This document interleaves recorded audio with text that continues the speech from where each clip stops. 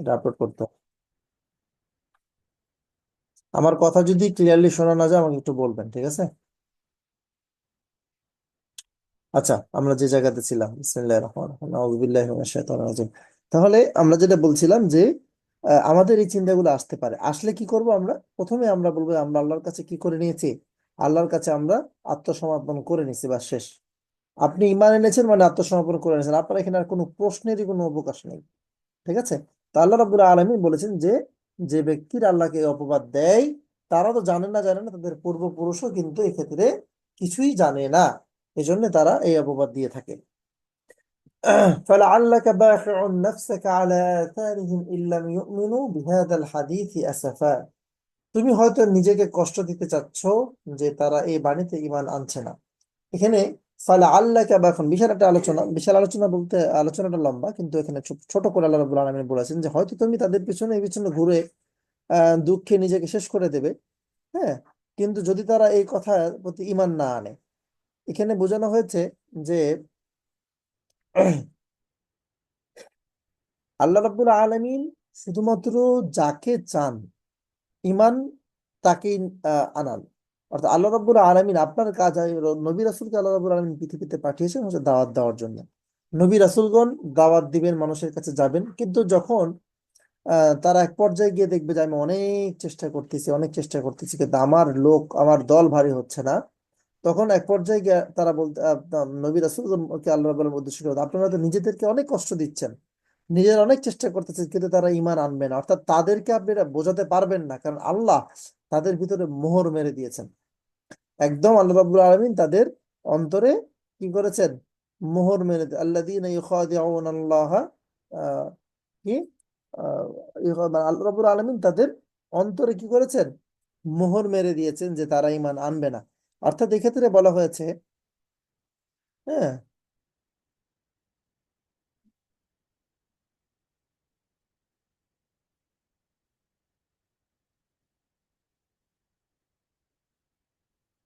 আচ্ছা, এক্ষেত্রে নবী রাসূলকে আল্লাহ রাব্বুল আলামিন এই ইঙ্গিত দিয়ে বলেছেন, বা নবী রাসূলকে আল্লাহ রাব্বুল আলামিন বলেছেন যে আপনারা হয়তো কষ্ট করবেন কিন্তু তারা ঈমান আনবে না।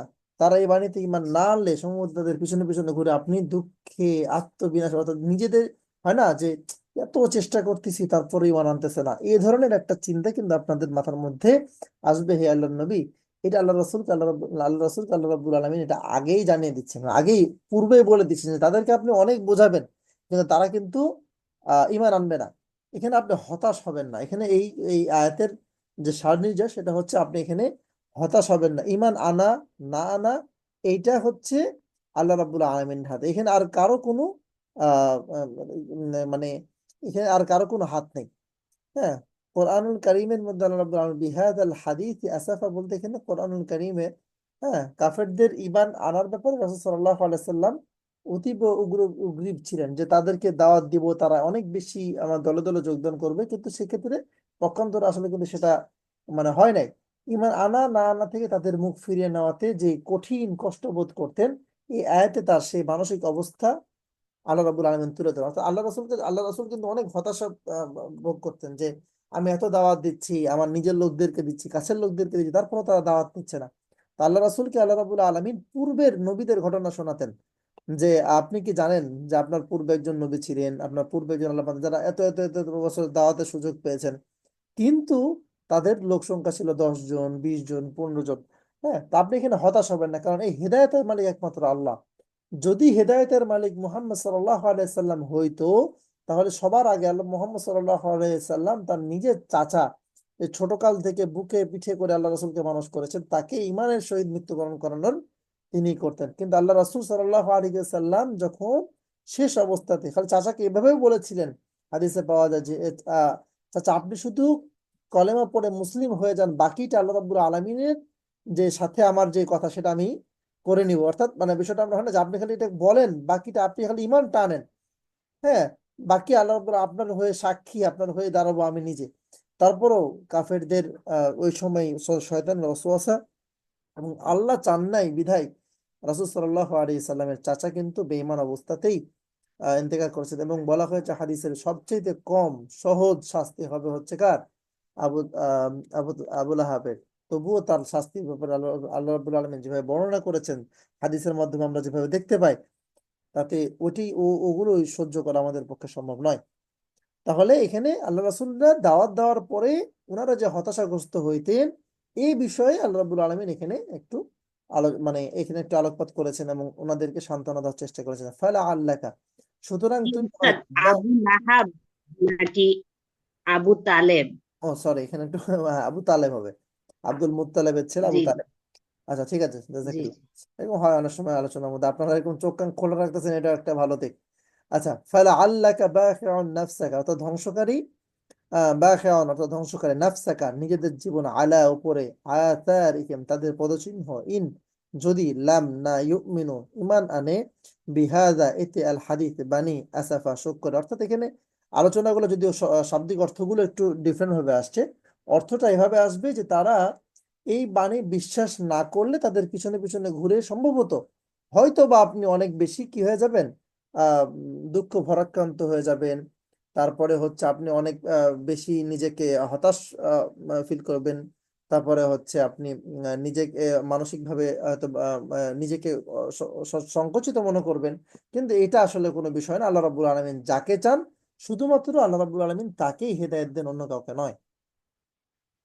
পরবর্তী আয়াতে আল্লাহ রাব্বুল আলামিন বলছেন, ইন্না জাআলনা মা আলাল আরদি যিনাতাল লাহা লিনাবলুয়াহুম আইয়ুহুম আহসানু আমালা, নিশ্চয় আমরা পৃথিবীর ওপর যা কিছু আছে তা তার শোভা করেছি, যাতে আমরা তাদের পরীক্ষা করতে পারি কার কাজ উত্তম।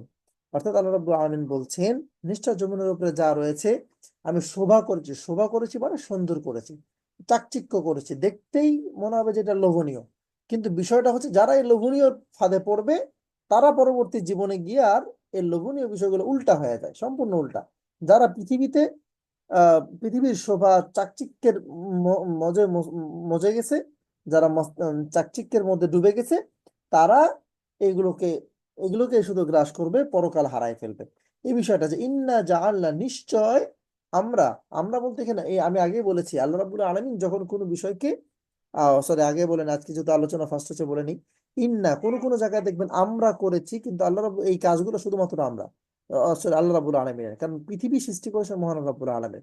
আমরা জীবন দিয়েছেন, আল্লাহ রাব্বুল আলামিন তো একজন, তাহলে আমরা কেন ব্যবহার করছেন? যদিও বিভিন্ন জায়গায় বিভিন্ন কারণে ব্যবহার হয়, তবে সবচেয়ে বেশি আল্লাহ রাব্বুল আলামিন বহু বচন ওই স্থানগুলোতে ব্যবহার করেন যেখানে আল্লাহ রাব্বুল আলামিন বেশি গুরুত্ব বোঝানোর ক্ষেত্রে ব্যবহার করেছেন। তো আমরা পৃথিবীকে ওপর যা কিছু আছে, অর্থাৎ আমি পৃথিবীকে শোভা করেছি, সুন্দর করেছি, চাকচিক্য করেছি। হ্যাঁ, জমিনের উপরে যা কিছু আছে আমি সেগুলোকে তার শোভা সৌন্দর্য করেছি, যাতে আমি মানুষকে পরীক্ষা করতে পারি আমলের ক্ষেত্রে কারা বেশি উত্তম। অর্থাৎ এর আমল কে ভালো করতেছে, কে খারাপ করতেছে, কে এই পৃথিবীর এতে মজে যাচ্ছে, কে আমার কথা মতো চলতেছে।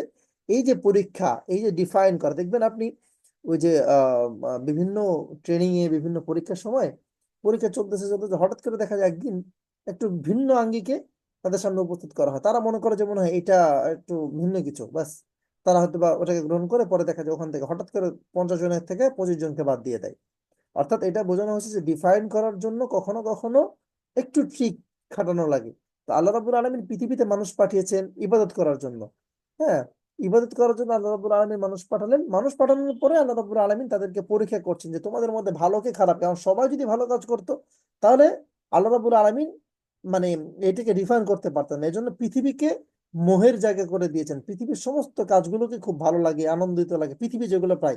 অর্থাৎ আমরা যদি খুব ডিফাইন করে বলি, হ্যাঁ, পৃথিবীতে দেখা গেছে যে যে সকল জিনিস হারাম সে সকল জিনিসের প্রতি মানুষের আকর্ষণ বেশি, গান বাজনা বলেন, হ্যাঁ, পরনারী বলেন, তারপরে হচ্ছে আপনার মদ জুয়া এগুলো বলতে পারেন, তারপরে হচ্ছে আপনার ঘুষ, সুদ।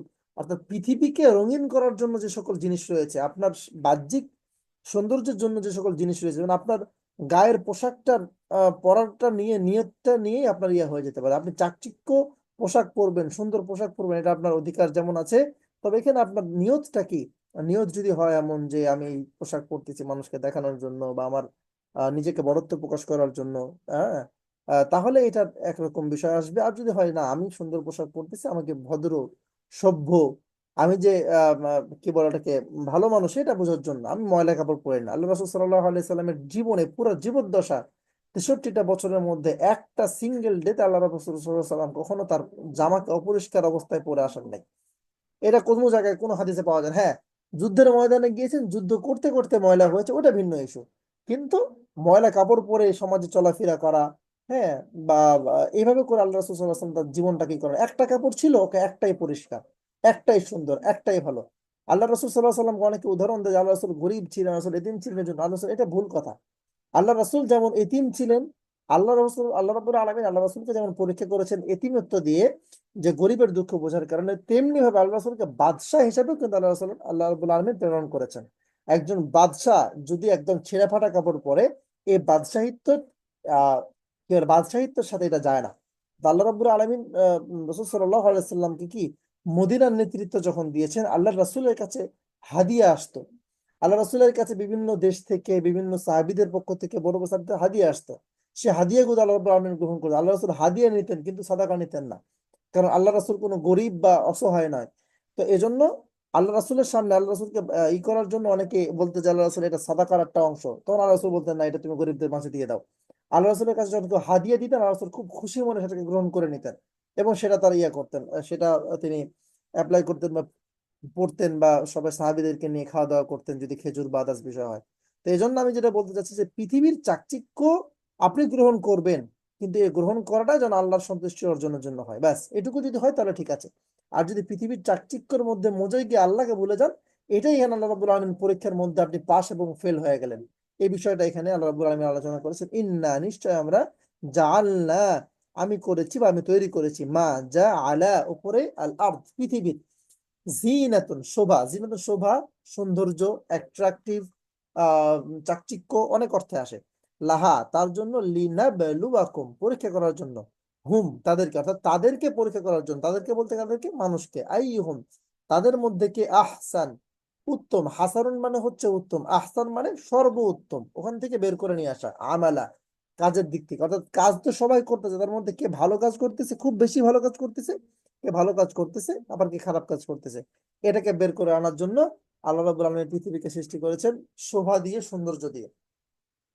আয়াত নাম্বার 8 আল্লাহ রাব্বুল আলামিন, ওয়া ইন্না লাজাইলুনা মা আলাইহা সাঈদান জুরুজা, এবং নিশ্চয় আমরা তার উপর যা কিছু আছে তা উজাড় জমিনে পরিণত করব। অর্থাৎ নিশ্চয় জমিনের উপরে যা আছে, যা আমি শোভা করেছি, সরি, আহ নিশ্চয় জমিনের উপরে যা আছে তাকে আমি উদ্ভিদহীন শুষ্ক মাটিতে পরিণত করব।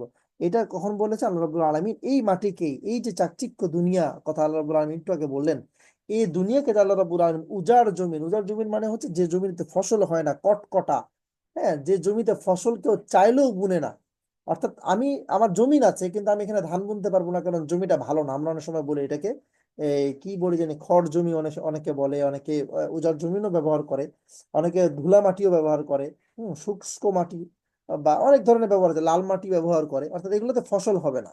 হ্যাঁ, এই ধরনের উজাড় মাটি হিসেবে আল্লাহ রাব্বুল আলামিন এগুলাকে উদ্ভিদহীন শুষ্ক মাটিতে আল্লাহ রাব্বুল আলামিন এই জমিনকে পরিণত করবেন। কখন? এটা কিয়ামতের আগে। এই দুনিয়ার চাকচিক্য তখন এত সুন্দর চাকচিক্য থাকবে না, তখন এটা হয়ে যাবে কি বৃক্ষলতাহীন শুষ্ক ধুলা মাটিতে আল্লাহ রাব্বুল আলামিন এটিকে পরিণত করবেন। আম হাসিবতা আন্না আসহাবাল কাহফ, এতক্ষণ আলোচনা করার পরে, আল্লাহর পরিচয়, জান্নাত জাহান্নামের পরিচয়, পৃথিবীর অবস্থা, সবকিছু আলোচনা করার পরে, এই 9 নম্বরে আল্লাহ রাব্বুল আলামিন বলছেন, আম হাসিবতা আন্না আসহাবাল কাহফি ওয়ার রাকিব কানু মিন আয়াতিনা আজাবা, তুমি কি মনে করো যে গুহা ও রাকিবের অধিবাসীরা ছিল আমার আয়াত সমূহের এক বিস্ময়?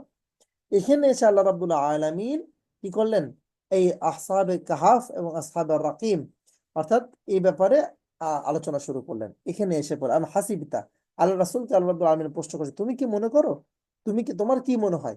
এখানে তাফসীর বিদগণ বলেছেন এখানে সকলের উদ্দেশ্যে একটা প্রশ্ন, যে তোমরা কি মনে করো আন্না আসহাবাল কাহফ, এই কাহাফ, ওয়ার রাকিম এবং রাকিম, এই যে ঘটনাটা, কানু মিন আয়াতিনা আজাবা, আল্লাহর কোটি কোটি নিদর্শনের মধ্যে, অগণিত নিদর্শনের মধ্যে এটিকে একটি বিস্ময়কর ঘটনা নয়? এটা আল্লাহ প্রশ্ন করতেছেন। যে অনেক সময় হয় না, যে আমার হাতে একটা জিনিস আপনি তৈরি করছেন, ঠিক আছে, নতুন, আপনি ফার্স্ট তৈরি করছেন, অনেক সুস্বাদু, অনেক সুন্দর একটা জিনিস, আপনি এখন বললেন যে আচ্ছা, তোমার কাছে কি মনে হয় না যে এই জিনিসটা অনেক সুন্দর? তোমার কাছে কি মনে হয় না এই জিনিসটা অনেক সুস্বাদু? আমরা যেভাবে জিজ্ঞাসা করি আল্লাহ রাব্বুল আলামিন আল্লাহ রাসূলকে, ঠিক এই টোন ব্যবহার করে আল্লাহ রাসূলকে আল্লাহ রাব্বুল আলামিন জিজ্ঞাসা করতেছেন যে, হে রাসূল, আপনার কাছে কি মনে হয় না যে আসহাবে কাহাফ এবং রকিমের যে ঘটনা, সেটা আল্লাহর নিদর্শনগুলোর মধ্যে আসলে আমার মানে আল্লাহ রাব্বুল আলামিন বলছেন আমার যে নিদর্শনাগুলি রয়েছে, সেই সকল নিদর্শনাগুলির মধ্যে থেকে একটু আশ্চর্যজনক বা বিস্ময়কর একটা ঘটনা এটা। এখন বিষয়টা হচ্ছে এখানে দুইটা আলোচনা আছে। এক নাম্বার, আল্লাহ রাব্বুল আমরা তো সূরাতুল কাহাফ এটা নাম জানি, তাহলে রাকিম কি? এখানে দুইটা বিষয়ে আলোচনা আসছে। কাহাফ এটা একটা বিস্তর পর্বত, গুহা বা একটা পর্বতের নামও কেউ কেউ বলেছেন, অথবা এটা একটা গড়, একটা গুহার নাম বলেছে কাহাফ। কাহাফের অনেক অর্থ আছে। কাহাফ অর্থ গুহা, কাহাফ অর্থ অন্ধকার জায়গা, কাহাফ অর্থ গুপি জায়গা, মানে ছোট জায়গা, এই ধরনের একটা আলোচনা আছে। তো কাহাফ মানে হচ্ছে গুহা। আর রকিম কেন বলা হয়েছে? এই রকিম অর্থাৎ এই যে লিখিত একটা বস্তু আছে, অর্থাৎ এখানে, হ্যাঁ, এখানে এই আসহাবে কাহাফের যেই যারা সাতজন যে যুবক যারা ছিল, তাদের একটা লিস্ট, একটা মানে ফলকে, একটা কি বলে ওটাকে, রকিম বলা হয় হচ্ছে একটা ফলককে, যেটার মধ্যে খোদাই করে লেখা হয়, তাকে বলা হয় রাকিব। তো এই ফলকে এখানে কি বলে ওটাকে, সাইদ ইবনে জুবাইর নামে একজন, তিনি এই ব্যাপারে আলোচনা করেছেন যে এখানে একটা ফলক, সমসাময়িক যে বাদশা ছিলেন, যখন তারা ধরা খাওয়ার পরে, যখন তারা আবার এই কাহাফের ইয়াতে চলে গেল, গুহার ভিতরে ঢুকে গেল, এবং তারা যখন তারা যখন মৃত্যুবরণ করলো, তখন তাদের নামে একটা ফলক তৈরি করে ওখানে রেখে দিয়েছিল একদম পার্মানেন্ট ভাবে, যাতে করে পরবর্তীতে এটা মুছে না যায়। এই ফলকটাকে মূলত বলা হচ্ছে যে এটাই হ্যাঁ, এটা হচ্ছে সেই ফলকের কারণে রাকিব। আবার কেউ কেউ বলেছেন যে না, এটা হচ্ছে রকিম নামক পাহাড়ের পদদেশে, রকিম নামক একটা পাহাড়ের পদদেশে এই গুহাটা ছিল, এই জন্য তাকে বলা হয় আর রকিম বা আসহাবে কাহাফ অথবা আসহাব আর রকিম। আবার কেউ কেউ বলছেন যে না, পাহাড়টির নামটাই ছিল হচ্ছে রকিম। হ্যাঁ, আর একটা এখানে বেশ কিছু মতামত যদিও আসছে, কিন্তু এখানে আরেকটা বিষয় আসছে যে এই ফলকের নাম ছিল, অথবা যেই অধিবাসীর তারা ছিল, ওই ব্যক্তিরা, সাতজন ব্যক্তি যে অধিবাসী ছিল, তাদের অধিবাসী বা তাদের বংশ, যেটাকে আমরা বলি বংশ পরম্পরা, হ্যাঁ, তারা এই কি বলে এলাকা, তাদের এলাকার নাম ছিল রকিব। এ ব্যাপারেও আলোচনা আসছে। হ্যাঁ, আর লাস্ট এখানে যে বিষয়টা আলোচনা আসছে যে রকিম এবং কাহাফ, এটা হচ্ছে মূলত মূল কথা হচ্ছে এটা, যে আসহাবে কাহাফ বলি, আসহাবে রকিম বলি, যাই বলি না কেন, এটা দুইটা একই জিনিস। এখানে দুইটা আলাদা আলাদা ভিন্ন কোনো বিষয় নয়। অর্থাৎ আলোচনার কেন্দ্রবিন্দু হচ্ছে আসহাবে কাহাফ অথবা আসহাবে রাকিব, ওই ব্যক্তি বন্ধুদেরকে নিয়ে, যে ওদের কথা আল্লাহ রাব্বুল আলামিন বলছেন যে আমি কি তাদের কথা তোমাকে বলতেছি, তোমরা কি মনে হয় না যে এটা একটা আমার নিদর্শন যতগুলো আছে তার মধ্যে এটা একটা আশ্চর্যজনক নিদর্শন? আল্লাহ রাব্বুল আলামিন আল্লাহ রাসূলকে এটা জিজ্ঞাসা করলেন। এবং আল্লাহ রাব্বুল আলামিন আজকে আমাদের শেষ আয়াত হচ্ছে ইদ আওয়াল ফিতিয়াতু ইলাল কাহফি ফাকালু রাব্বানা আতিনা মিন লাদুনকা রাহমাতাও ওয়া হাইয়্যি লানা মিন আমরিনা রাশাদা। আপনাদেরকে একটু জিনিস ক্লিয়ার করে দেই। এখানে দেখেন, হার উপরে উল্টা পেশ আছে, ডালের উপরে উল্টা পেশ আছে, এগুলা কিন্তু অন্য চিহ্ন। হ্যাঁ, এজন্য আমরা আমি বলেছি যে আজকে মানে আপনারা কোরআন তেলাওয়াতটা আপনাদের থেকেই করবেন, আপনাদের কোরআন থেকে করবেন, এখান থেকে করবেন না। যখন এখন আল্লাহ রাব্বুল আলামিন এই ব্যাপারে আলোচনা শুরু করতেছেন। হ্যাঁ, আলোচনা শুরু করছে ইজ আওয়াল ফিতিয়াতু ইলাল কাহফি, যখন যুবকরা গুহায় আশ্রয় নিল, অথবা বলল হে আমাদের রব, আমাদেরকে আপনার পক্ষ থেকে রহমত দিন, এবং আহ হে আমাদের প্রতিপালক, আমাদের জন্য আপনার পক্ষ থেকে রহমত দান করেন, রহমত দেন, আমাদের কাজ সঠিক পথ প্রদর্শন করে। অর্থাৎ যুবকরা বাসা থেকে বের হওয়ার পরে, যখন তারা গুহায় ভিতরে চলে, গুহা আশ্রয় নিল, তখন তারা আল্লাহর কাছে কি চাইলো? পানাহ চাইলো, এবং আল্লাহর রহমত কামনা করলো যে আল্লাহ আপনি আমাদের উপর রহম করুন, এবং আমাদেরকে সঠিক আমরা কি করব, আমরা কিছু বুঝতে পারছি না, আমাদের কি করা উচিত? আমরা কি পালায় যাওয়া উচিত? আমাদের কি এখানেই থাকা উচিত, নাকি আমাদের বাচ্চার কাছে কি আত্মসমর্পণ করা উচিত? আমাদের কি করা উচিত আমরা বুঝতে পারছি না। হে আল্লাহ, আপনি আমাদেরকে সঠিক পথ প্রদর্শন করুন। পরবর্তীতে আল্লাহ রাব্বুল আলামিন তাদেরকে ঘুম পাড়িয়ে দিয়ে তাদের এই বিপদটা, আল্লাহর কাছে যদি তারা আশ্রয় চেয়েছে, যখন কোনো ব্যক্তি আশ্রয় চায় আল্লাহর কাছে, তখন আল্লাহ রাব্বুল আলামিন তার যেই দুনিয়া, তার এই দুনিয়া, পুরো দুনিয়াকে আল্লাহ রাব্বুল আলামিন তার ভালোর জন্য লাগাই দেন।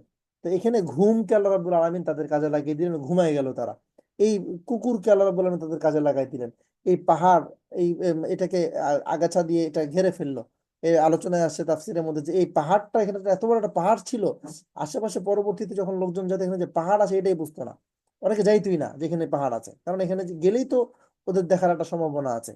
তো এই জন্য আল্লাহ রাব্বুল আলামিন তখন তাদেরকে সেভাবে করে আশ্রয় দিয়েছেন। অর্থাৎ এখানে বিষয়টা হচ্ছে, এই যুবকরা আল্লাহর কাছে আশ্রয় চেয়েছিল, আল্লাহ তাদেরকে আশ্রয় দিয়েছিলেন, কিন্তু আল্লাহর আশ্রয় দেওয়ার পথটা বা আল্লাহ আশ্রয় দেওয়ার বিষয়টা ছিল ভিন্ন। এখানে আমি শেষে একটা হাদিস অথবা একটা ঘটনা বলে শেষ করছি। আমি হাদিস এই জন্য বললাম, মানে ঘটনা অথবা বললাম, যে ঘটনাটা কতটুকু সত্য এটা আমার জানা নেই, বা হাদিসটা, তবে আমি ছোটকাল থেকে শুনেছি এবং বেশ কয়েকবার শুনেছি বলে বলতেছি। একজন নবী ছিলেন, সম্ভবত হযরত জাকারিয়া আলাইহিস সালাম, অথবা আরো অন্য কোনো নবী হতে পারেন, আমি শিওর না।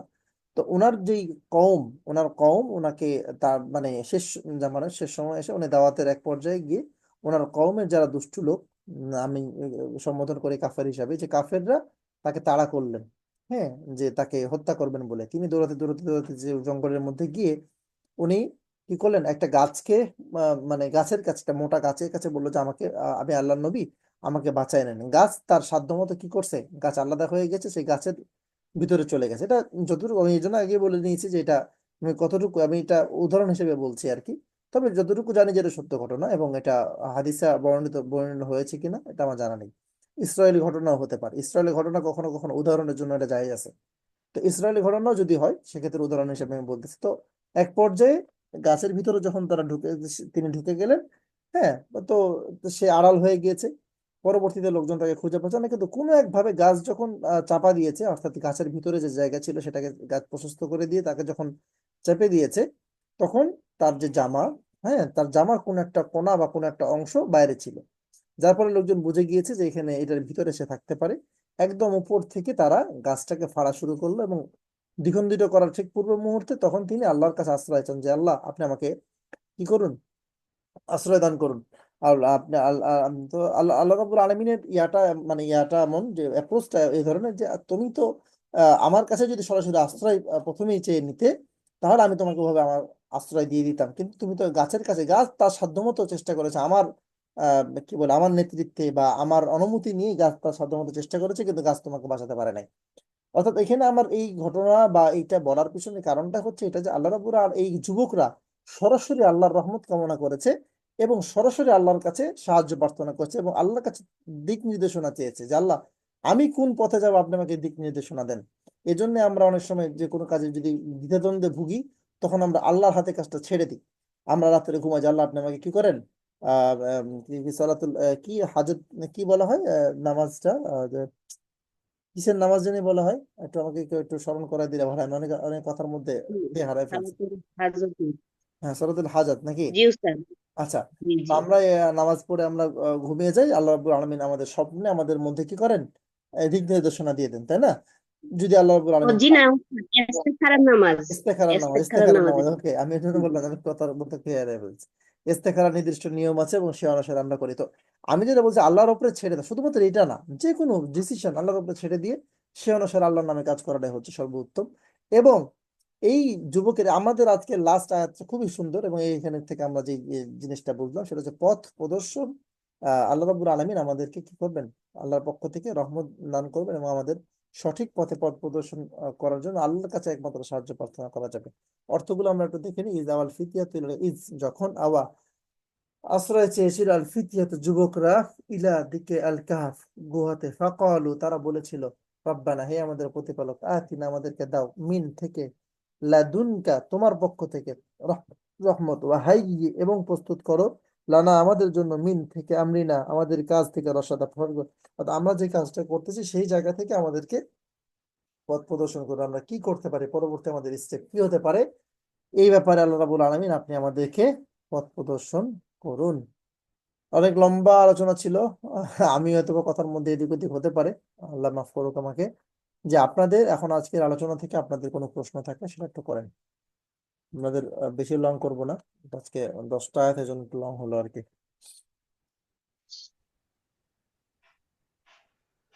জি উস্তাদ, আসসালামু আলাইকুম।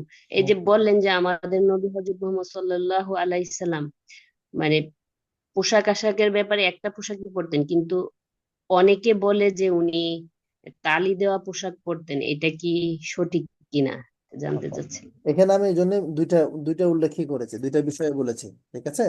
যে একটা হচ্ছে আপনার যা আছে তার থেকে সেটা সুন্দর রাখা, হ্যাঁ, আমাদের একটা কিছু সংখ্যক লোক আমাদের সমাজে আপনি পাবেন যারা খুব ভিন্ন ভিন্ন পোশাক পরেন, এবং তারা এটাকে করেন, এটাকে প্রেফার করেন এভাবে যে আল্লাহ রাসূল গরিব ছিলেন, ঠিক আছে, আল্লাহ রাসূল এতিম ছিলেন। এখন আল্লাহ রাসূলের সারা জীবন কিন্তু একরকম ভাবে কাটে না, সেটা আমি আলোচনার মধ্যেই বলেছি, ঠিক আছে। আল্লাহ রাব্বুল আলামিন আল্লাহ রাসূলকে প্রথমে কি করলেন, একজন এতিম হিসেবেই বড় করলেন, ঠিক আছে। ইভেন আল্লাহ রাসূল সাল্লাল্লাহু আলাইহি ওয়াসাল্লাম তার চাচার, মানে শুধুমাত্র রাসূল সাল্লাল্লাহু আলাইহি সাল্লাম না, সমস্ত নবী রাসূলগণ তাদের নেতৃত্বাধীন যারা ছিলেন, বাবা বা দাদা যাই হোক, তাদের কি মানে রাখাল, যেটাকে আমরা বলি সোজা বাংলা কথায়, তবে এটা রাসূলদের ক্ষেত্রে ব্যবহার করা যাবে না। এজন্য আমরা এভাবে খুব সহজভাবে বলি যে তারা মেষ চড়িয়েছেন, ঠিক আছে।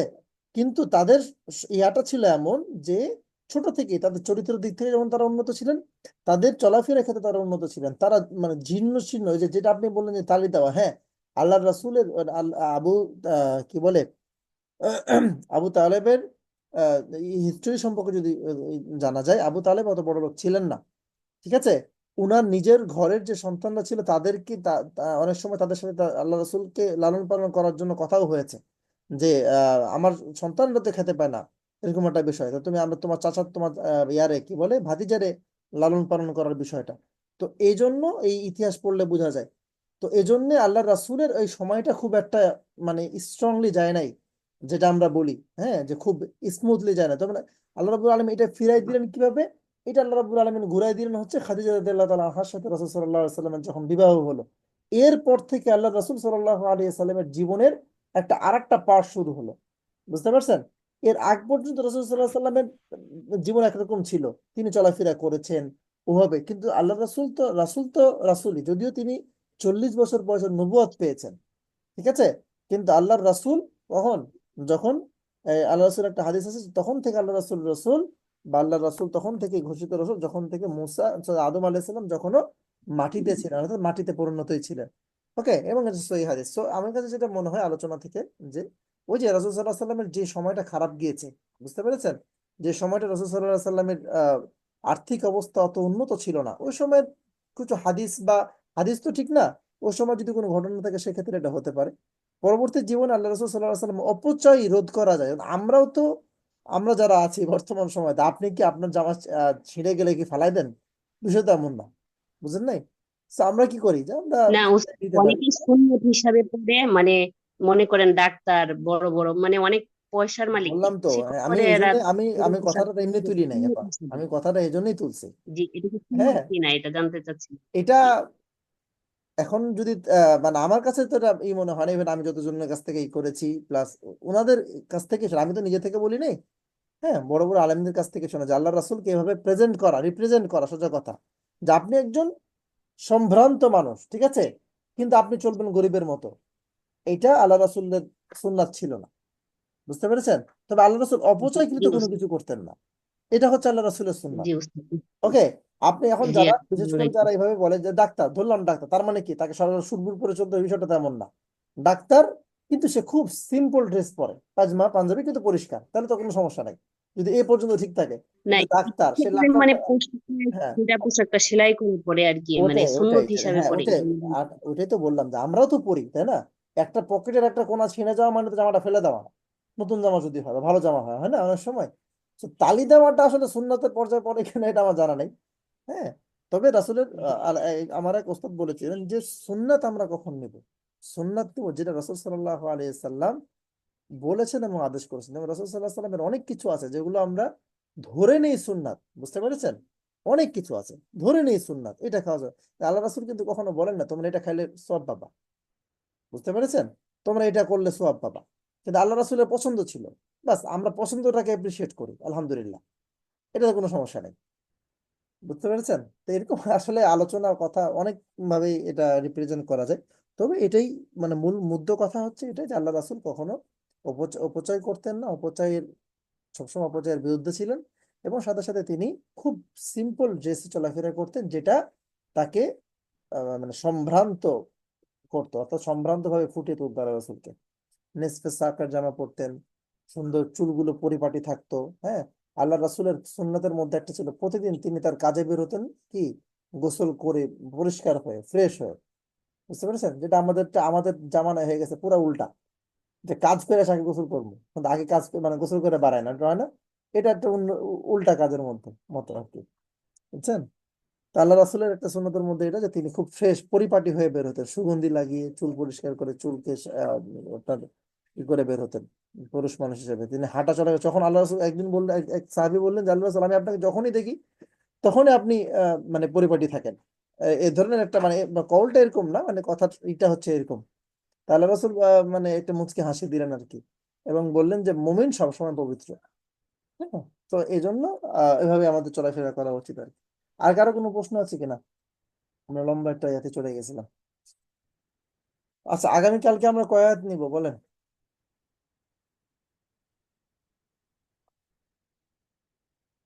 4 আয়াতই থাকবে? বা 6 আয়াত, 6 আয়াত দিয়ে মনে হয় আমাদের গোটা গোটা হবে।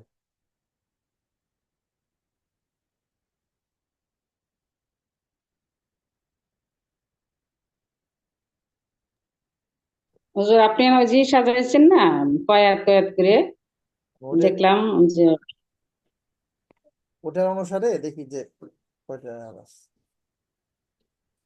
4 আয়াতই নাকি পরে? না, এরপরে আসবে হচ্ছে 12 আয়াত পর্যন্ত। হ্যাঁ, আমাদের যেহেতু 10 আয়াত পর্যন্ত পড়া আছে, আমরা 16 আয়াত পর্যন্ত পড়ে ফেলি নাকি, মানে 2টা ক্লাস কভার করে ফেলি, কি বলেন? সমস্যা নেই স্যার, পারবো। জি, কোনো সমস্যা হবে? 16 আয়াত হুজুর পর্যন্ত মানে হচ্ছে খুব বেশি না কিন্তু। হুজুর আমার কথাটা একটু চিন্তা করেন, আপাদের কথা চিন্তা করেন না। না না, আপনাদের কথা বলি না, আপনি কালকে যেমন 10 আয়াত যখন বললাম তখন তো আপনি বললেন যে সমস্যা, প্রথম দিকে সমস্যা নেই, এই জন্য বলছি। এখন হয় আমাদের 2 আয়াত পড়তে হবে, 11, 12, আর না হলে আমাদের 11 থেকে 16, ওটা করবো। 16 লাস্টের আয়াতের কি ওইটা? 16 আয়াতটা কি হুজুর? 16 লাস্টের? 16 লাস্ট হচ্ছে وإذ اعتزلتموهم وما يعبدون إلا الله فأووا إلى الكهف ينشر لكم ربكم ويهيئ لكم من أمركم مرفقا। আচ্ছা।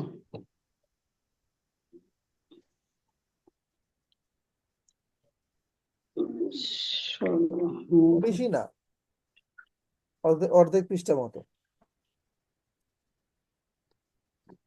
আপনি আপনার 2 নম্বর পৃষ্ঠায় যান, 2 নম্বর পৃষ্ঠায় গিয়ে 1 2 3 4 5 6 7, 7 লাইনের পরে 8 লাইনে দেখেন, তাহলে পেয়ে যাবেন। বলেন। জি হুজুর দেখছি।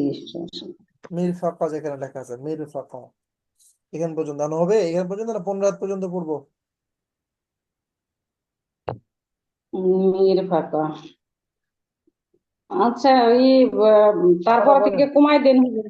আর কিন্তু সামনে বেশি আগাইতে পারবো না আমি, মানে এরপরে থেকে একটু কমাই কমাই রাখেন। আচ্ছা, এখন আজকে থেকে 15 রাত পর্যন্ত যাই, নেন সব আনমিউট করেন, শুরু করেন, দেরি না করে আমরা কেটে দিই।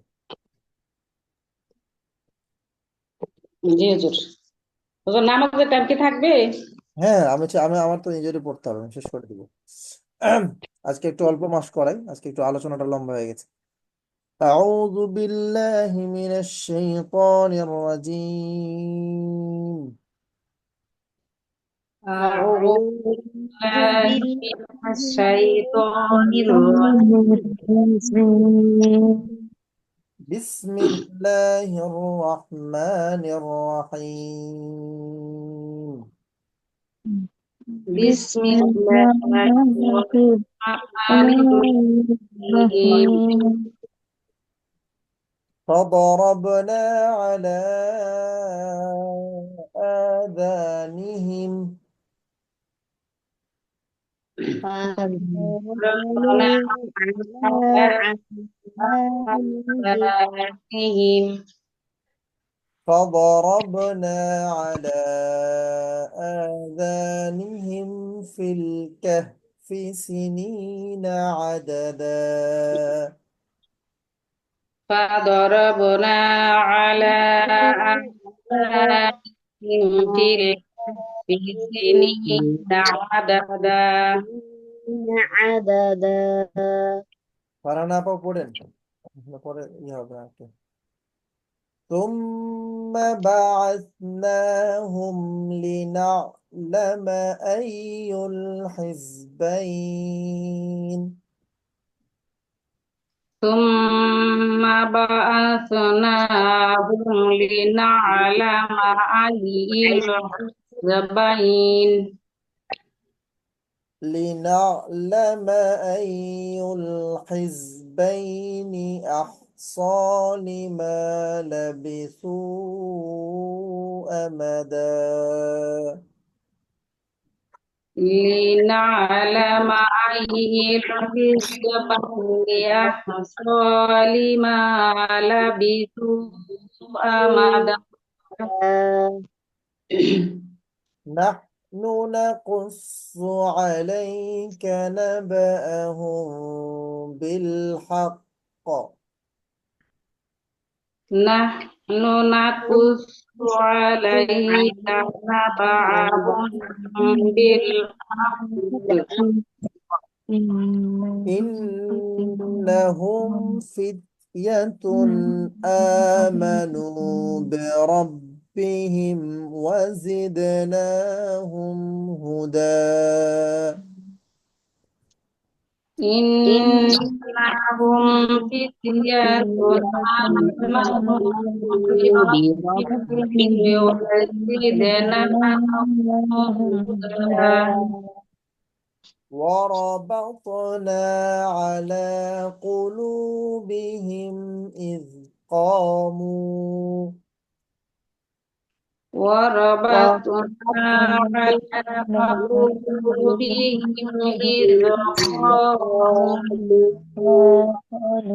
إذ قاموا فقالوا ربنا رب السماوات والأرض لن ندعو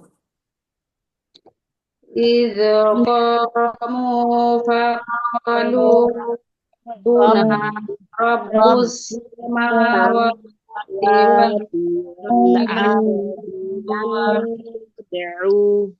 لن কোন পর্যন্ত? ندعو من دونه إلها لقد قلنا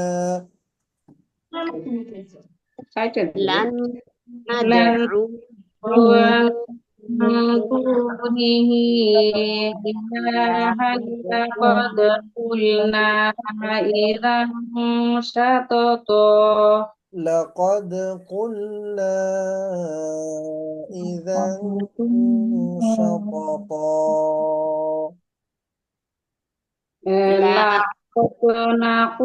لقد شطط لقد قلنا إذا شططا لقد قلنا إذا شططا.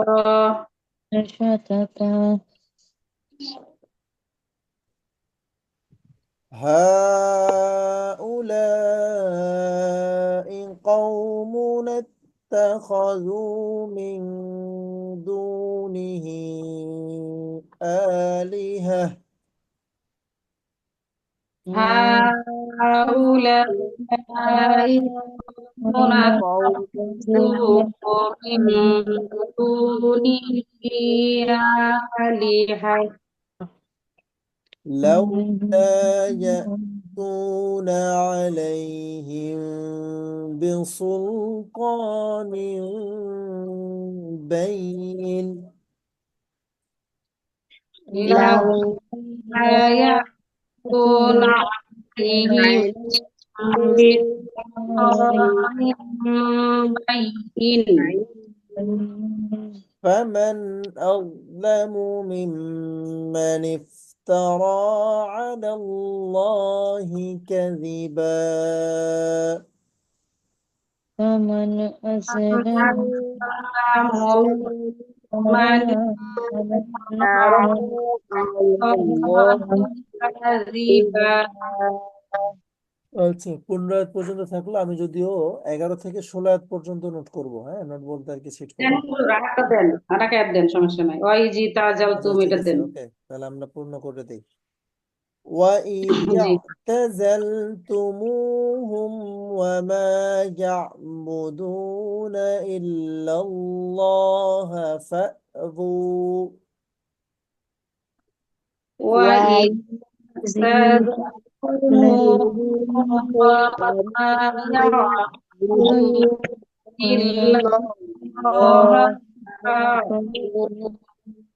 ও মানে এখানে ফাটা হুজুর ডাকতে হবে তাই না?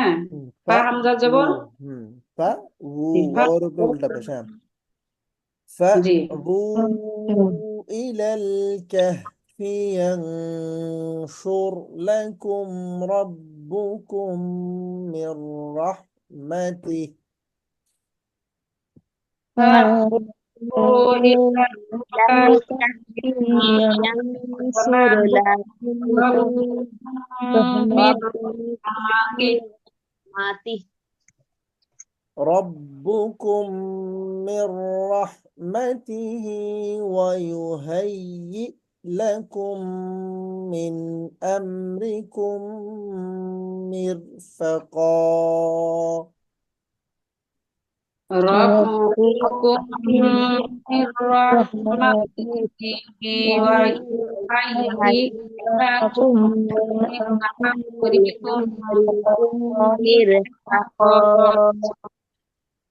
তাহলে 16 আয়াত পর্যন্ত থাকলো আমি 11 থেকে 16 পর্যন্ত পরবর্তী নোটটা করে দেবো ক্লাস 2 এবং 3 আর কি একসাথে আমাদের 3টা ক্লাস পরিমাণ হুজুর মোটামুটি হয়ে যাবে এখানে একটু কথা বলি।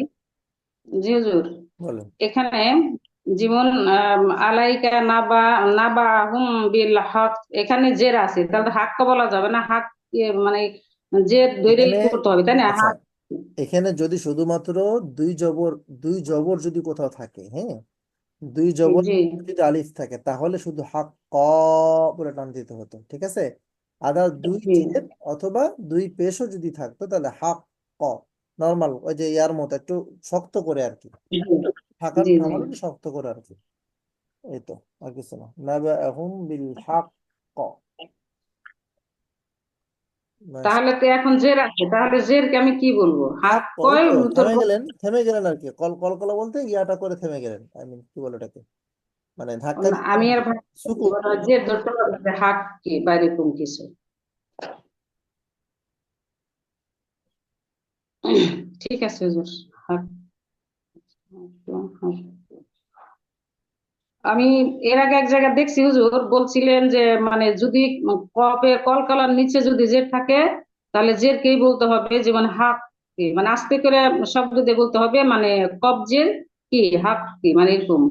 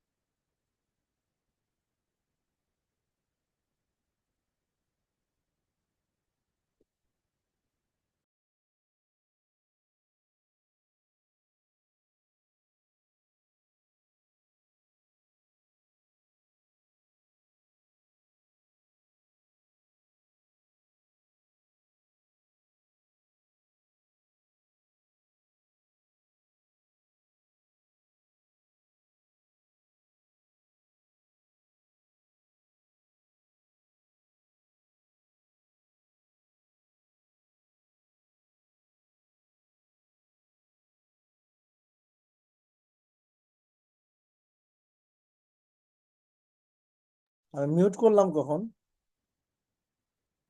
আমি তো বলতেছি আপনি মিউট হয়ে আছেন কি বলতেছেন সুবহানাল্লাহ আমি ছুটি এতক্ষণ দিচ্ছেন কথা নাকি বললাম কি লাভ আচ্ছা শুনেন জি ওই আমি যেটা বলতেছিলাম এই কলকলার যে 5টা হরফ আছে না কফ তা বা জিম দাল জি এটার মধ্যে 3টা জি হরফ জি আছে যে 3টা হরফকে নিচের দিকে পড়তে হয় যেমন আব আজ আদে আর জি 2টা হরফ আছে জি যেটা উপর দিকে পড়তে হয় আত আপ ও আচ্ছা তারপর কপটা উপরের দিকে যাচ্ছে হ্যাঁ কপ এখানে তাহলে যেটা উপরের দিকে কলকলা যাচ্ছে হয় নাই ক আর খ। এখানে আপনি যেটা বললেন না হাক্ক এটাতে জি কলকলা হয় না এটাতে সাদ্দার উপরে ইয়া হয়েছে ওয়াকফ হয়েছে বুঝছেন এখানে জি তাসদীদের উপর ওয়াকফ হয়েছে এটা মানে সুকুনের উপর ওয়াকফ হয় নাই কলকলা হয় নাই এই জন্য ও এটা জি হাক জি হ্যাঁ, এভাবে থামতে হবে তবে হাক বুঝতে কি বলে পারছি থামা যাবে না এই সুযোগ নেই জি জি না এই ভুলটা এমন মানে হচ্ছে বারে বারে সেই জন্য আপনাকে আর কি বললাম ওকে হ্যাঁ অবশ্যই এটা জানা দরকার ফারহান আপার কেমন লাগলো? আপনাদের আপা আপারা বুঝে নেবেন, ক্লাস থাকবেন তো ইনশাল্লাহ, চলবে তো? জি জি আচ্ছা ইনশাল্লাহ। ঠিক আছে আপা, ইনশাল্লাহ বাকিটা। আর আপাকে তাহলে অ্যাড করে দিয়ে না, হাসিন আপা, ফারহান আপাকে নাম্বার নিয়ে। আপাকে তো মনে অ্যাড করা হয়েছে না যাই না, আপা নাকি? অ্যাড করা আচ্ছা হয়েছে আমি অ্যাড করে দিই, গ্রুপে, তাহলে অ্যাড করে নিই। মনে হয় করা হয়েছে মনে হয়। আপা না তো নাম্বার আপু, তাহলে আমি না ওই যে না, ইয়া অন্য দিলে, নাম্বারে অ্যাড করছেন, এই নাম্বার করেন আচ্ছা নাই। তাহলে আমি ওই যে ইয়া দিলে, কি বলে ওটাকে, নোট দিলে পেয়ে যাবে আর কি, অর্থটা একটু দেখলো শুয়ে বসে, এই তো। আচ্ছা আচ্ছা, ওই আসিয়া আপা তাহলে আপনি দিয়ে দিয়ে আমি অ্যাড করে দিব আপাকে, হ্যাঁ? আর নাম দিয়ে দিন, নাম দিলে সুবিধা হবে, হ্যাঁ? গ্রামীণ নাম্বার, গ্রামীণ নাম্বার দেখেন, গ্রামীণ নাম্বার, ঠিক আছে আপনি আপা, অন্য নামাজের নাম্বার সময় করছেন। ইয়ে হয়ে যাচ্ছে, আমরা সকল সলাতে পড়ে নেই, ক্লাসটা শেষ করে দিচ্ছি আজকের মতো, আপনারা কথা বলে নিন ইনশাল্লাহ। আসসালামু আলাইকুম রহমতুল্লাহ। ওয়ালাইকুম আসসালাম।